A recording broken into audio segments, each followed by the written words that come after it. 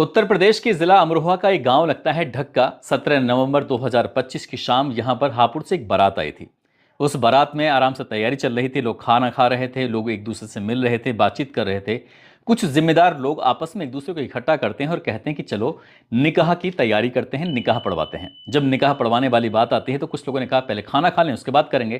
तभी जिम्मेदार लोग कहते हैं कि पहले निकाह पढ़वा लेते हैं, आराम से बैठ के इत्मीनान से फिर खाना खाएंगे और बहुत सारी बातें भी करेंगे। कुछ इस तरह की बात थी। इसी बीच में 30 साल की एक लड़की गाजियाबाद के ट्रोनी का थाना क्षेत्र की पुलिस वालों को लेकर आती है और आने के बाद वो दूल्हे के सामने जोर जोर से चीखते हुए चिल्लाते हुए कहती है कि इस व्यक्ति ने मेरी जिंदगी को पूरी तरह से बर्बाद कर दिया है। 6 साल तक मेरे साथ शारीरिक संबंध बनाए, मामा का बेटा है और उसके बावजूद भी निकाह किसी और से कर रहा है।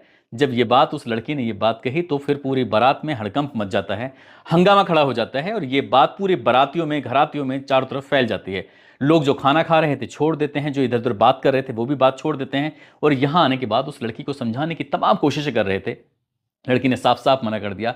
उसने कहा कि मैंने पहले ही बोला था इसको कि अगर ये निकाह किसी और से करेगा तो बारात में पुलिस लेके आऊंगी और हंगामा भी करूंगी और बारात किसी भी कीमत पर यानी कि निकाह नहीं होने दूंगी। इस तरह की बात थी और जब ये बात लड़की यानी कि दुल्हन तक पहुंच जाती है तो दुल्हन भी शादी करने से साफ इनकार कर देती है, ये कहते हुए कि इस बात में कुछ तो सच्चाई रही होगी। इतनी बड़ी बात यहां आकर किसी के हंगामा करने की हिम्मत नहीं है। जब ये बात सुनी जाती है दुल्हन अपना सब कुछ छोड़ छाड़ के सीधा घर पहुंच जाती है और साफ साफ इनकार कर देती है कि मुझे ये निकाह नहीं करना है।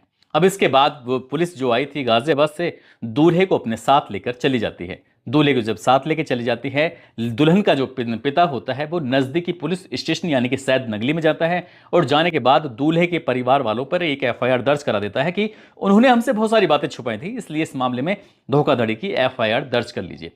पुलिस वालों ने एफआईआर दर्ज कर ली और यह बात सोशल मीडिया पर दिन भर तैरती रही। हर किसी के मोबाइल में इस बात की चर्चा होती रही। इसी बात को दूल्हा नहीं चाहता था कि उसकी इज्जत, उसके परिवार की इज्जत तार तार हो, लेकिन ये इज्जत तार तार हो जाती है, हर जगह इस बात की चर्चा हो जाती है। आज की कहानी जो मैं आपको सुनाने जा रहा हूं, इस कहानी में इसी इज्जत को तार तार होने से बचाने के लिए एक व्यक्ति ने कत्ल कर दिया। जब कत्ल करता है तो यह सोचकर करता है कि कोई सबूत नहीं है और वाकई कोई सबूत था भी नहीं, लेकिन जिसका कत्ल हुआ था, कत्ल से पहले ही वो कातिल का नाम अपने एक कागज के पन्ने पर लिखकर चला गया था और पुलिस को वहीं से एक ऐसा सुराग मिलता है जिसको सुनने के बाद आप लोग भी हैरान हो जाएंगे, सोचने पर मजबूर हो जाएंगे। आदाब, नमस्कार, सत श्री अकाल। मैं उस्मान सैफी। आज की जो सच्ची घटना मैं आपको सुनाने जा रहा हूं, ये सच्ची घटना है उत्तर प्रदेश के प्रयागराज से करीब 15 किलोमीटर दूर एक थाना लगता है जिसका नाम है थरवई।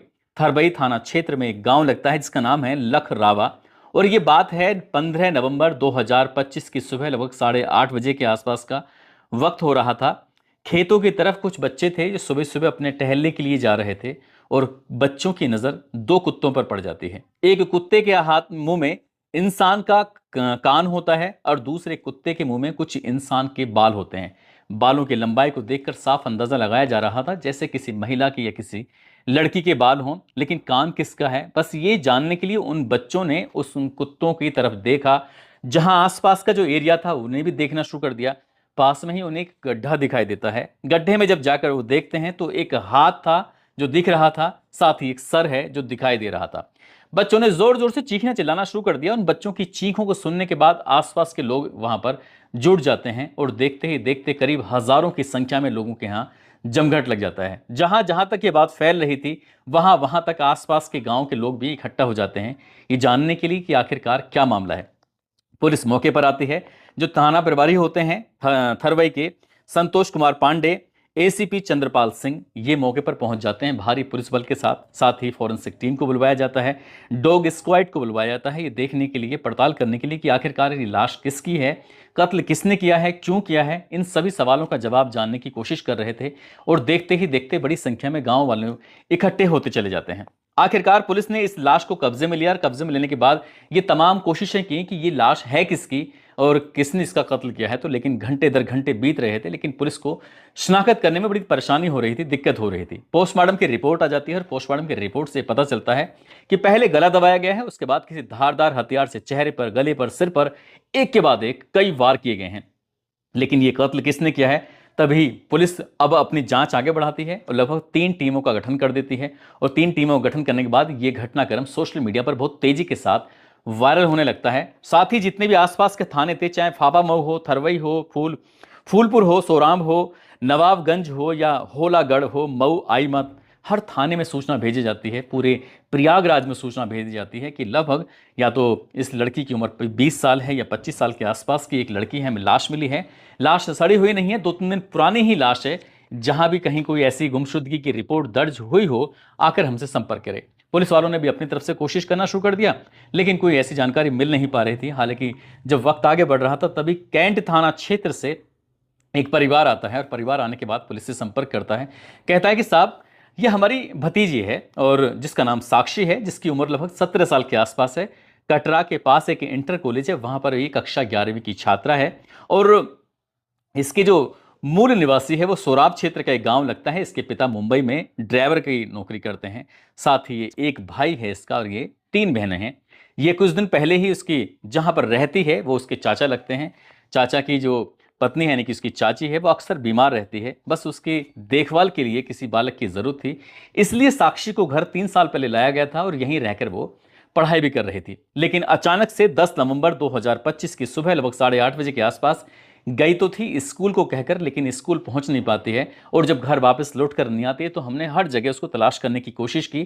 तभी नज़दीकी पुलिस स्टेशन जाते हैं और जाकर कहते हैं कि साहब, हमारी बेटी गायब हो गई है। साक्षी जिसका नाम है, पूरे उसके बारे में जानकारी दी थी। उसके बाद वो मिल नहीं रही है। हालांकि पुलिस ने जिस तरह से गुमशुदगी के मामलों को पुलिस गंभीरता से नहीं लेती है, इस मामले को भी पुलिस ने गंभीरता से नहीं लिया और पुलिस ने यह अंदाजा लगाया कि 17 साल की लड़की है, अचानक से कहीं लापता हो गई होगी, कहीं चली गई होगी, लेकिन पुलिस ने कोशिश नहीं की। आखिरकार पुलिस अब इस मामले की जांच पड़ताल में जुट जाती है, कोशिश कर रही थी। जहां पर उस लड़की की लाश मिलती है यानी कि थरवई थाना क्षेत्र के लखराबा के बगीचे में उसकी लाश मिलती है। वहां से लगभग 1.5 या 2 किलोमीटर देवरिया एक गांव लगता है जो कि कानपुर बनारस हाईवे पर लगता है। वहां पर उस लड़की का स्कूल का जो बैग था वो बैग मिल जाता है। अब उस स्कूल के बैग में पुलिस के पास पहुंच जाता है। किसी ने भी राहगीर ने यह सूचना दी और सूचना देने के बाद जब पुलिस मौके पर पहुंचती है तो स्कूल के बैग के अंदर उस लड़की का आधार कार्ड मिलता है। उसमें शीशा मिलता है जिसमें वो अपना चेहरा देखा करती थी। उसमें कुछ ऐसा मेकअप का सामान मिलता है। उसी में ही एक सिंदूर की डिबिया रखी हुई थी। साथ ही उसमें कॉपी रखी थी, उसमें किताबें रखी थी। पुलिस ने अब इसे देखने की कोशिश की, लेकिन वहां से पुलिस को क्या पता चल रहा था, 36 घंटे से ज्यादा का समय बीत जाता है। आखिरकार पुलिस ने उसके बैग के एक एक चीज को बारीकी से देखना शुरू कर दिया। सिंदूर की डिब्बी से अंदाजा लग गया था कि कुछ ना कुछ तो बात है, यह मामला प्रेम प्रसंग से जुड़ा हुआ ही है। लेकिन प्रेम प्रसंग, अब उस लड़की के घर वालों से पूछा जाता है तो कहते हैं कि हाँ, इसके पास एक मोबाइल है, लेकिन उसमें सिम कार्ड नहीं था, बल्कि घर में ही जो वाईफाई लगा हुआ था उसी से ही कॉन्टेक्ट में। पुलिस ने उसके जो मोबाइल था उसको भी खंगालना शुरू किया। पुलिस को वहां से भी कोई सुराग नहीं मिलता है, कोई संपर्क हाथ में लगता है कि क्या करें। आखिरकार पुलिस लगातार आगे बढ़ रही थी, कोशिशें कर रही थी। इसमें काबिल ऑफिसर थे जो जांच पड़ताल में जुट जाते हैं। आखिरकार उस लड़की की जो बैग में किताबें मिलती हैं, कॉपी मिलती है। अब उस कॉपी किताब के एक एक पन्ने को बड़ी गौर से देखा जा रहा था, पलटा जा रहा था। तभी 14वें नंबर पेज पर ये कॉपी थी। 14वें नंबर पेज पर एक नाम लिखा था, दीपक, बहुत ही छोटे से महीन से अक्षरों में लिखा हुआ था। उसके बाद फिर जब वहां से लगता है कि शायद कुछ ना कुछ बात रही होगी, परिवार वालों से पूछा जाता है कि क्या किसी दीपक नाम के लड़के को जानते हो। उसके क्लास के बच्चों से पूछा जाता है कि क्या किसी दीपक नाम के लड़के को जानते हो। सबने मना कर दिया कि हम किसी दीपक को नहीं जानते। तभी पुलिस ने फिर से उस कॉपी को देखना शुरू कर दिया। 16वें नंबर पेज पर एक मोबाइल नंबर लिखा हुआ था, बहुत ही छोटे से महीन से अक्षरों में। आखिरकार पुलिस की उम्मीद की एक किरण जागती है। उस नंबर को जब सर्विलांस पे लगाया जाता है, उस नंबर को जब ट्रेसिंग पे लगाया जाता है, तो उस नंबर को देखा तो बंद आ रहा था। लेकिन वो नंबर इसी इलाके में, जिस इलाके में लाश मिलती है, उसी इलाके में घूम रहा था, गया था। अब बार बार जब पुलिस इस लाश को उठा रही थी तब भी वो नंबर उसी इलाके में था।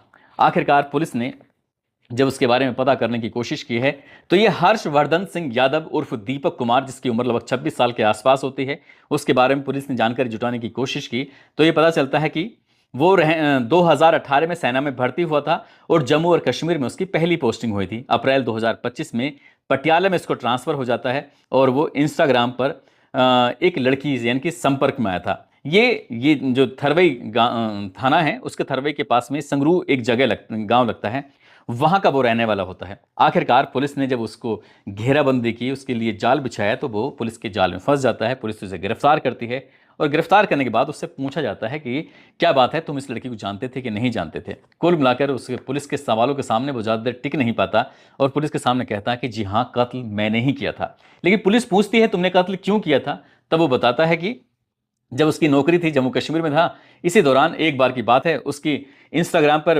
जो उसके पन्ने थे पलटते पलटते वीडियो देखते देखते अचानक से एक लड़की का जो वीडियो था, उसका फोटो था, वो सामने आ जाता है। उस लड़की से वो संपर्क साधता है और उसे पता चलता है कि ये लड़की भी प्रयागराज जिले की ही रहने वाली है।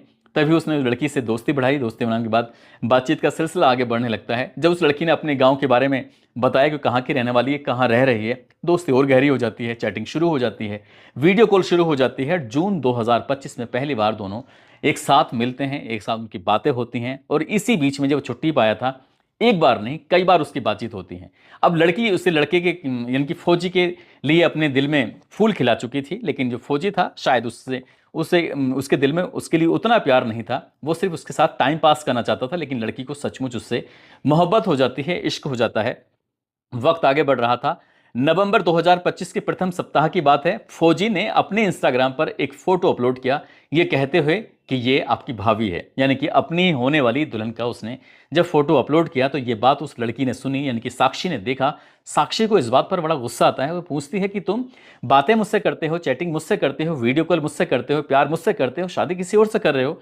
तो उसने कहा कि हाँ, मेरी शादी तय हो चुकी है और 30 नवंबर 2025 को सौराव क्षेत्र का एक गांव लगता है, वहां पर उसकी बारात जाएगी।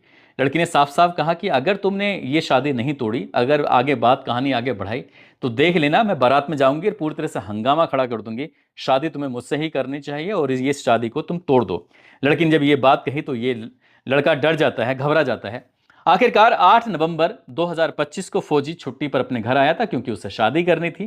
तभी उसने उस लड़की को समझाने की कोशिश की, चैटिंग पे बार बार कोशिश कर रहा था, लेकिन लड़की ने साफ साफ एक ही रट पकड़ रखी थी, शादी तो तुम्हें मुझसे करनी ही पड़ेगी।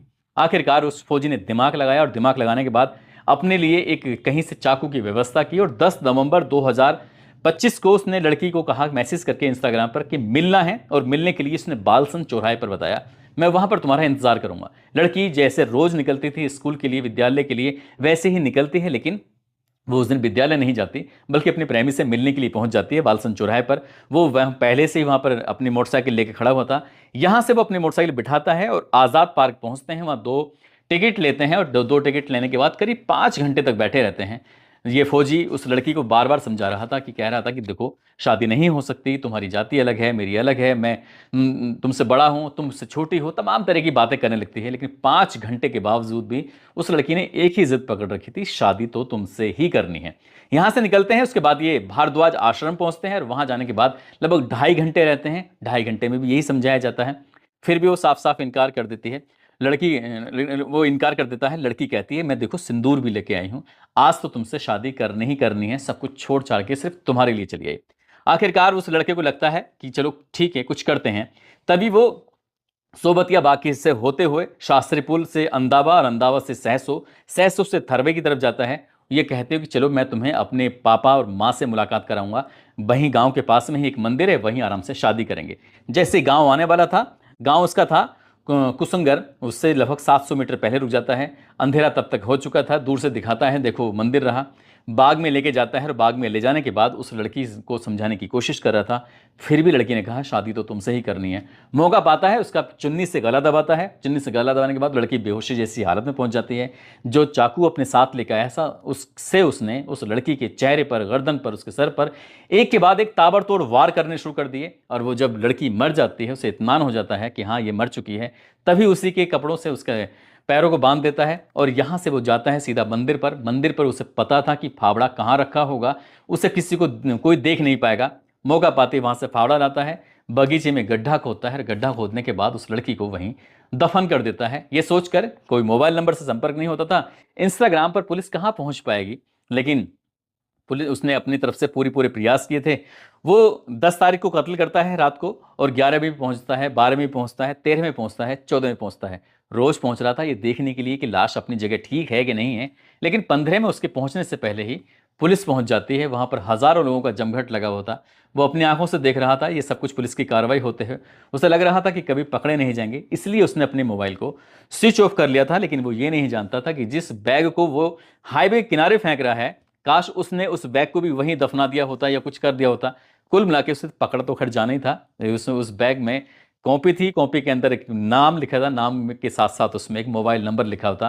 पुलिस उस कातिल तक पहुंच जाती है। पुलिस उस कातिल को गिरफ्तार करती है, इनकी फौजी को गिरफ्तार करती है। गिरफ्तार करने के बाद उसको जेल भेज देती है। अब उसके भविष्य में शादी तो खैर क्या हो पाएगी, नौकरी भी जाएगी और साथ ही इज्जत भी गई। साथ ही उस लड़की के लिए 1 साल का इंतजार करना था। हो सकता है परिवार वालों को मना लेता, बातचीत कर लेता, या उस लड़की के माँ बाप से ही कह देता, या उसके जहां पर वो अपने चाचा के साथ रहती थी वहां जाकर कह देता। लेकिन इतनी छीछा लेदर शायद उसकी जो हुई है समाज में और पूरी फौज में, ये शायद कभी नहीं होती। दोस्तों, इस पूरे घटनाक्रम को सुनाने का उद्देश्य किसी को परेशान करना नहीं है, किसी का दिल दुखाना नहीं है, बल्कि आपको जागरूक करना है, आपको सचेत करना है और आपको बताना है इस तरह के झूठ मूठ के प्रेम जो आजकल इंस्टाग्राम के माध्यम से चल रहे हैं, उनकी जो बुनियाद है भले ही लगता होगा बहुत गहरी होगी, लेकिन वो सतही पे टिकी होती है। और वो जो बुनियाद सतही पे टिकी होती हैं वो कभी बिल्डिंगें खड़ी नहीं होती हैं, वो जल्दी से तहस नहस हो जाती हैं, बिखर जाती हैं, जैसे कि इस फौजी यानी कि दीपक की बिखरी है।